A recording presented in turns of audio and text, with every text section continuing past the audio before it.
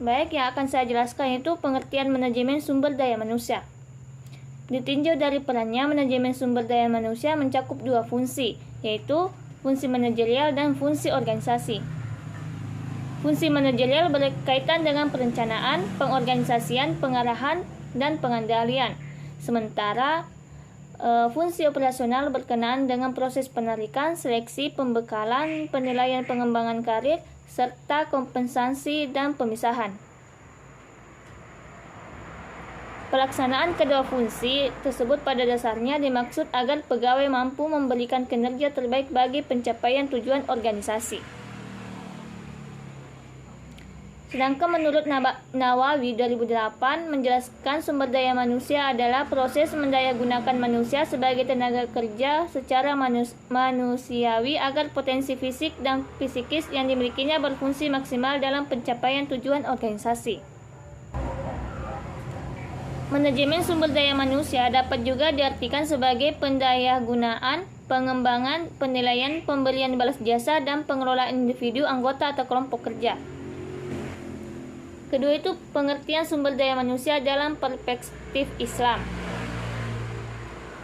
Manajemen sumber daya manusia dalam perspektif Islami dalam diartikan pada dua perbuatan yang dilakukan oleh manusia di dunia, yaitu suatu perbuatan yang dinamakan dengan muamalah dan juga perbuatan yang termasuk dalam kategori ibadah. Perbuatan ibadah pada dasarnya tidak boleh dilakukan kecuali ada suatu dalil atau ketentuan yang terdapat dalam Al-Quran dan hadis yang menyatakan bahwasannya perbuatan tersebut wajib atau boleh dilakukan. Sedangkan dalam perbuatan dibolehkan kecuali ada suatu ketentuan dalam Al-Quran dan hadis yang melarang dalam melakukannya.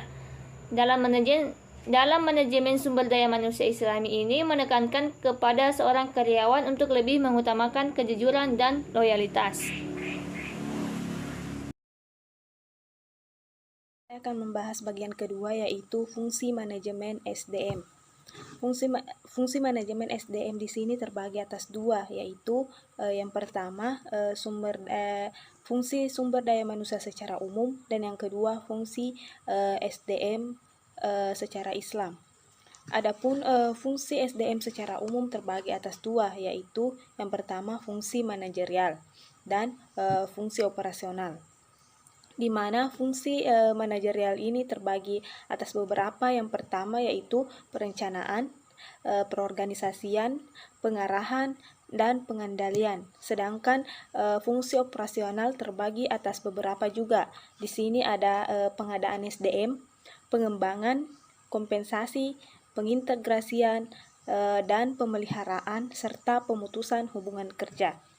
Nah, selanjutnya fungsi manajemen sumber daya manusia secara Islam. Di sini terdiri atas dua, yaitu ada pelatihan dan pengembangan serta kompensasi. Sekian dari saya.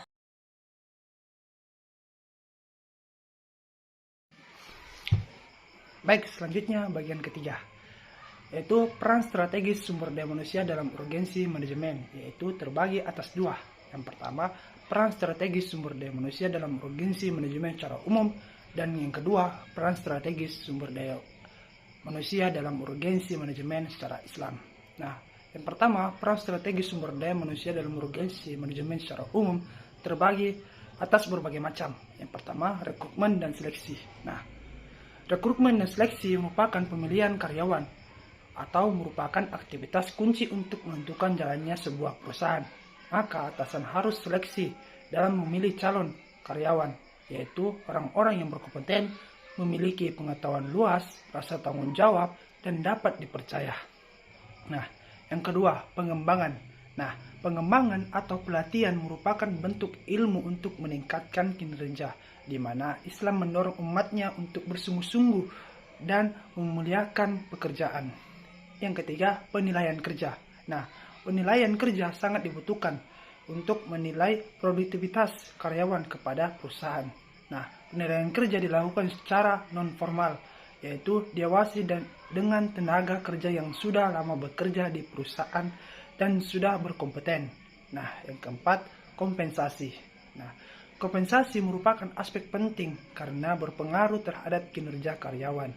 Nah, karyawan dan juga dapat mempertahankan karyawan untuk tetap bekerja di perusahaan tersebut sehingga tidak terjadi turnover yang tinggi. Nah, yang kelima, pemeliharaan.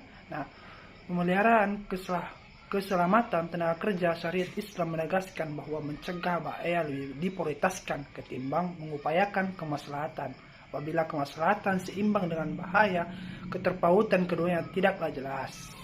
Nah, yang kedua, peran strategis sumber daya dalam urgensi manajemen secara Islam. Nah, yang pertama, amanah.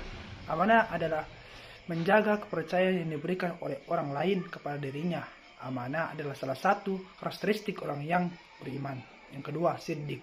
Siddiq berarti benar, meneguhkan dan taat. Siddiq yang dimaksud di sini adalah memoritaskan, yang mendorong seseorang bersikap dalam berperilaku yang teguh dan sesuai dengan kebenaran keyakinan dan membenarkan keyakinan orang lain yang diyakini sebagai orang-orang yang benar.